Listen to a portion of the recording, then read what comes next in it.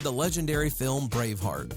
The famous Mel Gibson drama has repeatedly been criticized for the abundance of historical inaccuracies.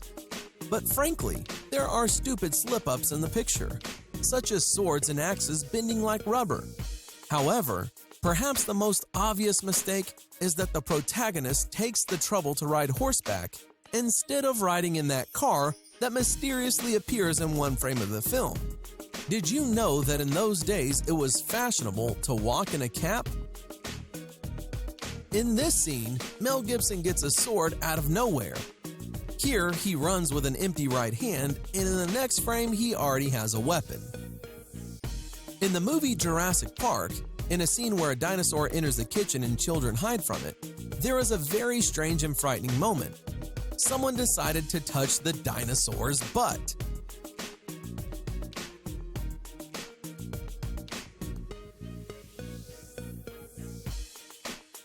In the movie The Dark Knight Rises, here's the first time we're shown that Batman has a fighting technique called non-contact combat. How can you explain this scene? During a fight, one of the opponents falls without any contact to him. And this super epic mistake is during an expensive special effects scene in the movie Knowing. Surely you've noticed it. When Nicolas Cage comes to the policeman on the road, he begins to step back, looking behind him. Nicholas also turns around and is amazed at what he saw, but the falling airplane is coming from the side. Look again at this mistake.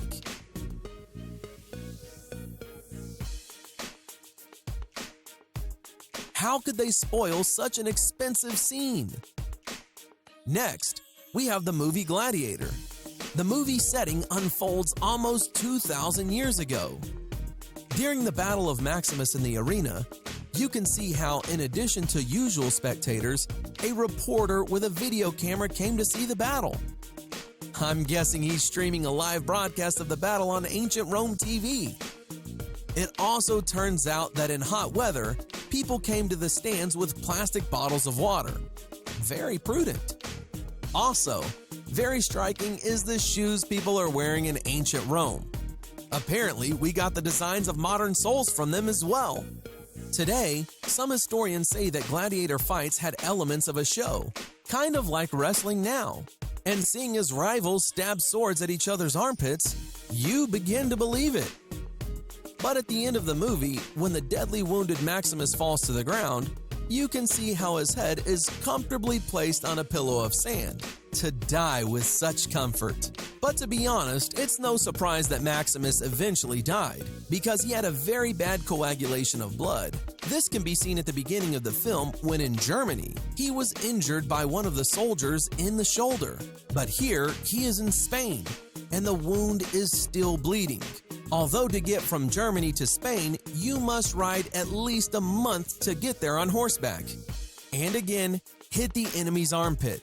And poor Maximus at this moment, someone pours on the side with paint. And now the million-dollar question. What is wrong with this mother and son? Who noticed in these frames a stupid mistake? Write in the comments below. And in the aftermath, some more movie mistakes. In the movie Indiana Jones, Raiders of the Lost Ark, the action takes place in the 30s of the last century. Here, Indiana Jones is sitting in the city of Cairo with a monkey, and in the background is a guy in jeans and a t-shirt. Unusual style for Egypt of the 30s. In the second part of Iron Man, Natasha knocks down her partner with a clever trick. However, at the moment of the trick, she turned into a completely different woman. In general, Iron Man 2 is a mystical film. Otherwise, how do you explain that Tony Stark's reflection in the mirror thrusts 2 fingers into his mouth before Tony Stark himself? And what other